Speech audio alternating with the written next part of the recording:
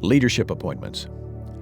When it comes to selecting and appointing key spiritual leaders, significant time should be devoted to prayer. Here's Dr. Gene Getz.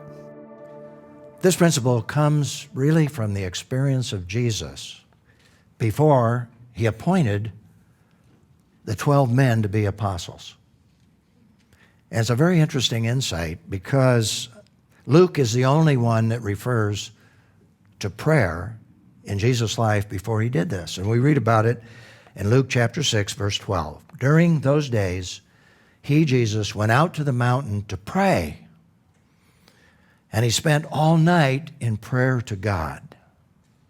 As I said, Matthew, Mark doesn't record that. But Luke, by the Spirit of God, wanted us to know this. And when daylight came, he summoned his disciples. Now, by his disciples, there were a lot of people that were following Jesus. In this case, a lot of men. But out of those disciples, he chose 12 of them, whom he also named apostles. It's fascinating. Before Jesus appointed these 12 men, he spent time in prayer. He prayed all night. Now, this is Jesus, the Son of God. And I'll never forget, I had the wonderful opportunity of ministering with Stephen Olford, Dr. Stephen Olford, a great British statesman, Christian, who had a center for teaching people to preach, and he invited me in to speak on concepts of the church. And I heard him speak many, many times.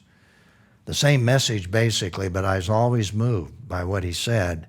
And he had one message on this event, and that is the importance of prayer before we appoint spiritual leaders. And this was particularly important when you realize that Jesus had no mature men to choose from. Today, hopefully, when we choose spiritual leaders, we have men and women who are spiritually mature, and they're to be spiritually mature before we appoint them, but Jesus didn't have that luxury. He only had men like Peter and James and John and Matthew and these guys that were converted out of their paganism.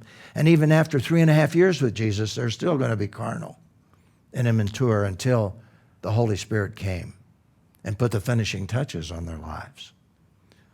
So prayer was very important here. But see, prayer was very important in Jesus' life in other aspects of his life. For example, in the Garden of Gethsemane. Then Jesus came with them, that is, the apostles, to a place called Gethsemane. Some of you have been there with my wife and myself, the Garden of Gethsemane. An incredible experience. And he told the disciples, that is, the 12, sit here. Judas is there. He's going to betray Jesus. But sit here while I go over there and what? Pray. And so he did. And taking along Peter and the 2 sons of Zebedee, James and John, he began to be sorrowful and troubled. And he said to them, I am deeply grieved to the point of death.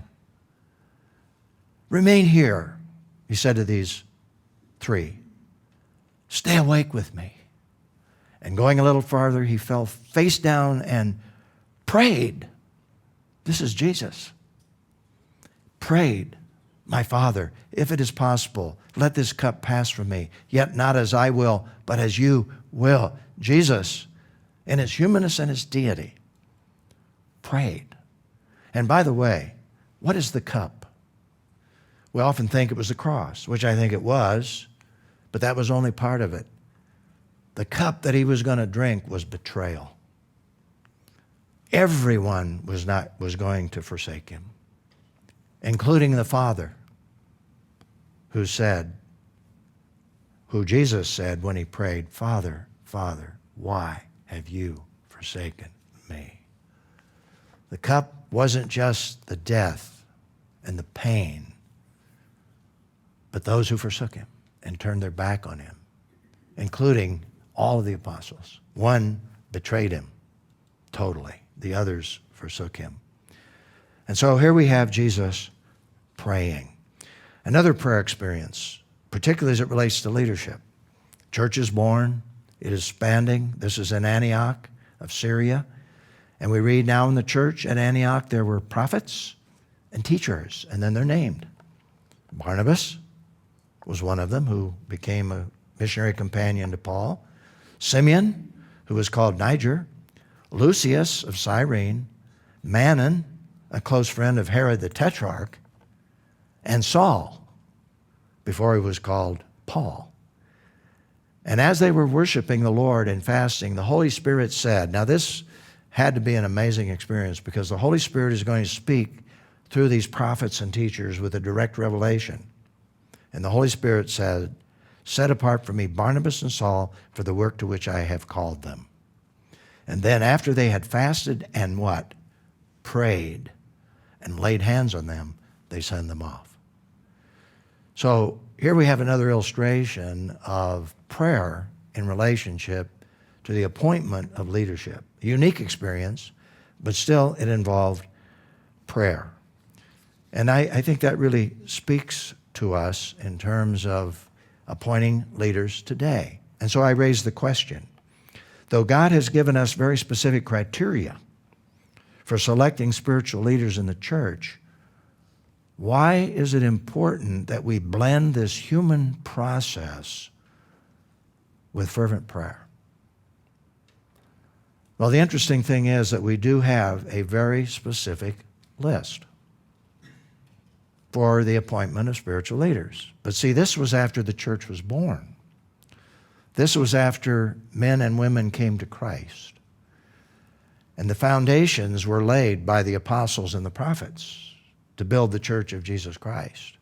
And so today, when we appoint spiritual leaders, we don't have to go out looking for men who are carnal that we're going to train and appoint, although we need to train people and start where they are. But God is assuming here that you have spiritual people. You have men and women who are qualified. And sometimes because we're given that list, we neglect, I believe, prayer. I know I have. In fact, in our churches today, we not only neglect prayer, we neglect taking these qualities seriously. And that's why the church is in serious trouble today. Because the thing that creates mature churches are mature spiritual leaders. And that's why we should take these qualifications seriously. But in the process, let's not forget to pray as we appoint spiritual leaders in the church. So here's the principle to live by. When it comes to selecting and appointing key spiritual leaders, significant time should be devoted to prayer.